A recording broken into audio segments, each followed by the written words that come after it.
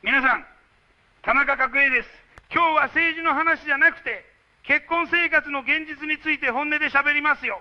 結婚はロマンだ、運命だ、なんて綺麗事は世の中いくらでもありますけどね、私から言わせれば、結婚は政治と同じです。根回しと実務が9割、残り1割が愛情と勢いです。この順番を間違えるから、みんな苦しむんです。まず最初に、勘違いを一つ壊しておきます。結婚したら幸せになれるという考え方です。これは、選挙に1回勝ったら日本が良くなるというのと同じぐらい甘い期待です。政権取ってからが地獄なんです。法案作って、予算つけて、根回しして、利害調整して、それでも文句を言われる。結婚も同じです。式を挙げるまでは、お祭り、本番はその後の30年、40年です。私はね、結婚を一言で言えば、長期政権の共同経営だと思っています。二人で一つの政権を組むわけです。ところが、現代の夫婦を見ていると、最初から連立交渉もせずに、いきなり好きだから結婚しましただけで組閣している。それはすぐ内閣不一致になりますよ。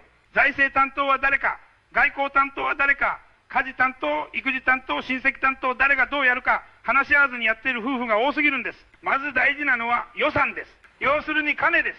愛があればお金はいりませんなんていう人がいますが、そういう人に限って、家賃と光熱費と教育費の現実にぶつかって、すぐに冷静になります。私は金権政治で随分叩かれましたがね、少なくとも金がなきゃ何も動かないという現実からは逃げませんでした。家庭も同じで、金の話を避けて結婚した夫婦は、政治で言えば財政審議をしないで予算案を組むようなものです。破綻するに決まっています。共働きか、片働きか、貯金はいくらか、子供は何人までなら現実的か、親の介護費はどうするか。これを婚約のタイミングで具体的に話し合わないカップルは、正直まだ結婚に必要な準備ができていません。愛情は大事ですよ。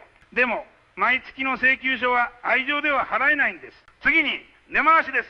結婚は本人同士だけの問題だという人もいますがね、これは綺麗事です。実際には、両家の親、兄弟姉妹、親戚、仕事先、友人関係、全部が影響します。私なんか日本列島中に根回ししていましたけど、家庭の根回しをサボったら政権どころか家から締め出されますよ。配偶者の親とどう付き合うか、姑との距離感はどうするか、正月とお盆はどちらの実家に行くか、こういうのは国会対策と同じで、事前にスケジュールを決めておくべきなんです。毎回その場の空気で決めるから、感情の傷が積み上がる。気がついたら、妻の実家と冷戦状態、夫の親と断交状態です。日中国交正常化より難しい話になってしまう。笑い事じゃありませんよ。それから実務です。結婚生活の実務というのは、家事と育児と仕事と日々の雑用のことです。恋愛中は相手の笑顔だけ見ていればよかった。しかし結婚したら、洗い物は誰がするのか、ゴミ出しは誰が行くのか、子供の熱が出たら仕事を休むのはどっちか、ここでもめる夫婦が多い。政治で言えば、官僚と大臣の役割分担を決めないで、内閣を作っているようなものです。私はね、家事は手伝うものじゃなくて、担当するものだと思っています。今日は手伝おうかと言っているうちは、根本的に意識がずれている。財務大臣が今日は予算編成を手伝おうかとか言ったら、国家は滅びますよ。夫婦も同じです。自分の担当は何か、どこまで責任を持つか、それを決めるのが結婚初期の最重要案件なんです。ここでちょっとブラックな話をしましょう。よくうちの夫は何もしない、うちの妻は文句ばかりと嘆く声を聞きますがね、これは半分は相手の問題で、半分は自分の人事ミスです。会社の採用だって面接で何を聞くかで結果が変わる。結婚も同じで、この人は家事をする人か、お金にだらしなくないか、怒り方はどうか、逃げ癖はないか、こういうチェックを恋愛中にしていないなら、それは人事担当者としての落ち度です。厳しいようですが現実です。結婚生活を楽にする一番のコツは、相手を変えようとしないことです。政治でもそうですが、人はそう簡単に変わりません。私はたくさんの議員を見てきましたが、50歳を超えた人間の性格はまず変わらない。夫婦喧嘩の多くは、どうして分かってくれないのという期待から始まります。最初から相手は変わらないと思っていれば、じゃあこの人でも回る仕組みを作るかと、頭が実務モードになるんです。例えば、片付けができない相手に毎日文句を言うよりも、ここに入れれば OK という箱を作る方が現実的です。時間にルーズな相手なら15分前集合と最初から織り込む。これは甘やかすんではなく、人材の特性を踏まえた配置転換です。政治で言えば、失言が多い議員を広報担当から外して裏方に回すようなものです。夫婦も相手の性格に合わせてポジションを変えていく方がうまくいきます。次に、結婚と恋愛の違いについてはっきりさせましょう。恋愛は赤字覚悟の選挙キャンペーン、結婚は黒字を求められる本予算編成です。恋愛中は多少無理をしてもいい。時間も金も感情も投資する段階です。しかし、結婚してからも同じテンションで見返りを求めずに全力投資し続けたら、どこかで破綻します。現実には、どちらかがこんなにやっているのにと不満をためるのがオチです。だから私は、結婚生活に必要なのは、損得感情を正直に話せる関係だと思います。どこまでなら自分は出せるか、何をされたらしんどいか、これを黙って耐えていると、ある日突然、政変が起こる。離婚届という不信任案が出されるわけです。夫婦仲が破綻する前には、必ず小さなサインがあります。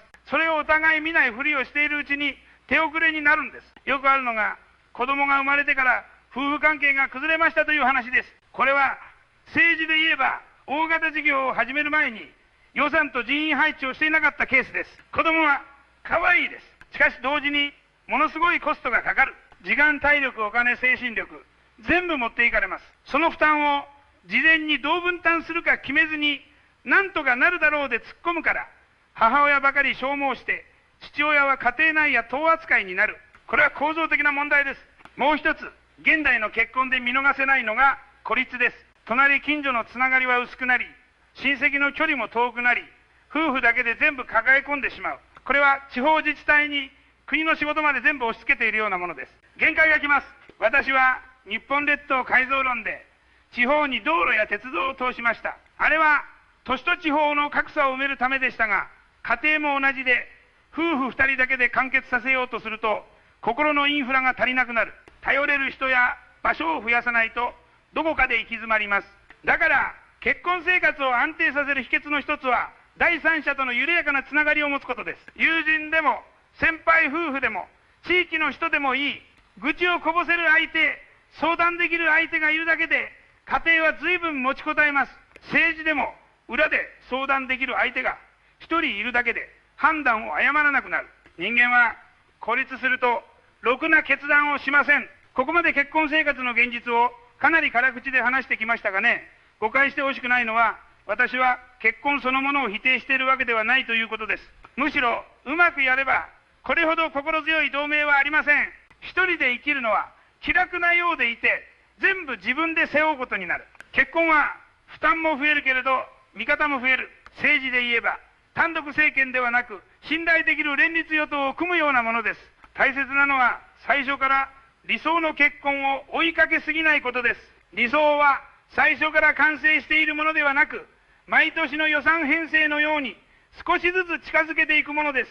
今年はこれができたからよしとしよう。来年はここを改善しよう。夫婦関係も、そういう積み重ねで安定していく。完璧を求めると人間は必ず失望します。最後に、一つだけはっきり言っておきます。結婚は、正直にダメ出しし合える二人が長持ちします。都合の悪いことを隠して、表向きだけ取り繕っていると、どこかで爆発する。私だって、ロッキード事件で散々叩かれましたがね、裏の金の話をきれい事でごまかしてきた政治全体のツケでもあった。夫婦も同じです。面倒でも都合の悪い現実ほど、早めにテーブルの上に出す。その勇気がある二人なら、どんな嵐が来ても、なんとか乗り切れると私は思います。結婚生活の現実は甘くない。しかし、甘くないからこそ工夫のしがいがある。政治と同じで、文句だけ言っていても何も変わりません。自分たちなりのルールを作り、分担を決め、時々見直す。その地味な実務を続けられるかどうかで夫婦の寿命は決まります。ロマンは大事です。でも、ロマンだけでは飯は食えない。根回しと実務を回せる夫婦こそ、最後に笑う。そういう話でございました。